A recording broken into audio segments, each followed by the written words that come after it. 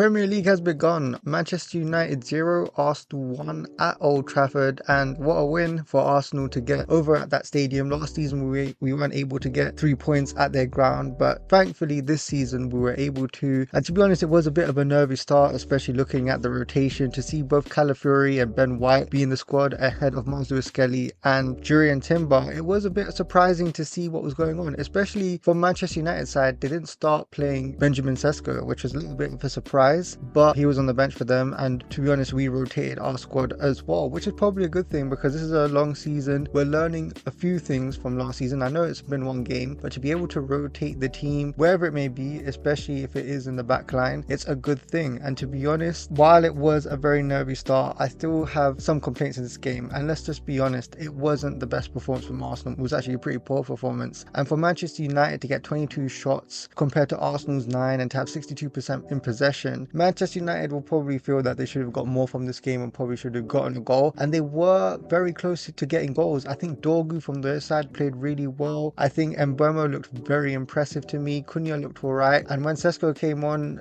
he didn't really look like he provided much of anything, to be honest with you. But overall, it's not about performance against Manchester United, it's more just a result. And since Arsenal got the 1-0, that's fine. I'm happy with that. We can move on, but we can still talk about what's been going on essentially. And I think another reason why we may play Calafiori and Ben White is because they are both players that can play centre back as well. So with Arsenal, we have 4 defenders who can cover each other's positions and rotate in each other's positions, and maybe that can confuse the opposition. Maybe this was Mikel Arteta's plan all along. No, sorry, it is Mikel Arteta's plan to have all these versatile players, and that's why essentially we went with this back line. But overall, if we were to talk about some of the players, I think the reason why we weren't able to have as much possession was because we just weren't able to keep possession throughout this entire game from our midfield. If we look at Zubimendi, I thought he didn't really have the best of games. He was barely able to carry the ball and get the ball forward, and it made David Raya essentially continuously do long balls, which I don't have a problem with. But if you want to build out from the back, we need our CDM or centre midfielders to get the ball and progress it forward, and I just don't think from Zubimendi's side he wasn't doing enough of it. Now with the goal, it was a corner set piece. That was probably the only time in the game where I thought Arsenal could do anything in terms of getting a goal or creating a chance, and Calafiori right position at the right time, and it was poor goalkeeping from Bayern.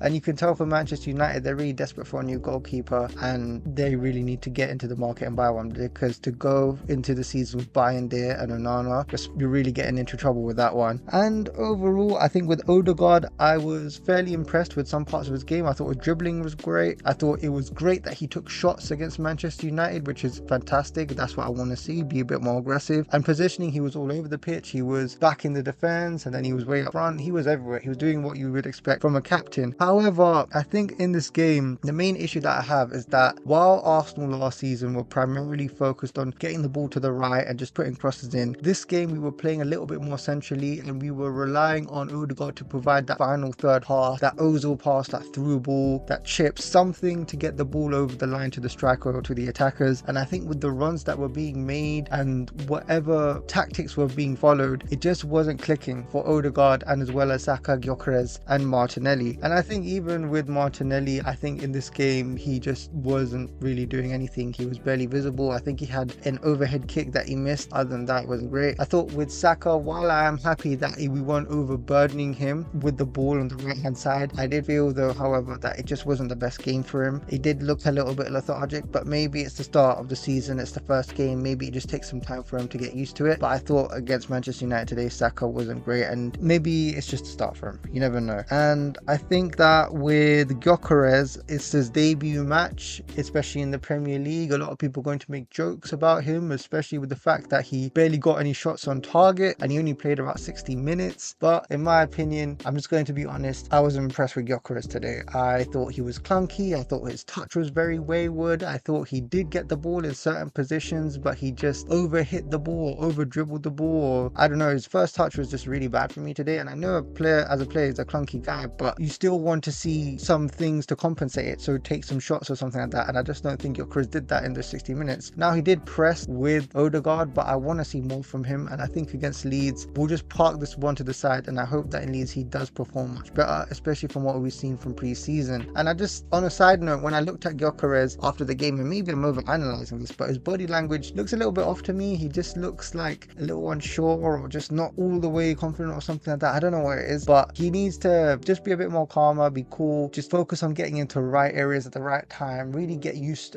to the league and adapt to it, especially because last time he was in the Championship, now he's in the Premier League. He just needs to adapt to things. Maybe it might take a couple games or so, but he needs to do it quickly and he needs to get the ball rolling because we need him to start firing this season. Especially we need him to score 20-25 goals in this entire season. So we'll just put this to the side. Bad day at the office, learning curve, and I'm pretty confident that hopefully Gyokeres does come back. Now in terms of some other things, I think one of the main things I really want to say, my man of the match, David Raya, what a guy. He literally saved Arsenal this match. I thought the defense from Arsenal was not great at all, especially from Gabriel, Saliba, Ben White, Calafiori. Calafiori kept bombing forward, trying to be the extra attacker, but I'm not sure you can do that in every single game. And this is a very common thing, especially in left back. I know that Arteta tried to do this with Tavares, and I'm seeing this a lot with Calafiori, and I don't think it's sustainable, and I don't think you can do that in every game, and that's why Arsenal may favour Miles Lewis-Skelly, because he provides more of the defensive side of things. But overall, I just think that David Raya performed absolutely well. Maybe this is the answer to David De Gea at the Emirates all those years ago, because David Raya was absolutely immense. He saved 70 shots and he done very well in my opinion. So overall, performance wise, not great, but we got the results, so we could just move on. Last few things, halftime interviews, I don't really know why we're doing that, but I guess it's just something that's been added. I'm not really a fan of it, but hey, whatever. And I thought the ref was pretty good today, to be honest with you. Yeah, towards the end he gave a couple yellow cards for time wasting, and it's something that Arsenal really need to focus on and get rid of, because the refs,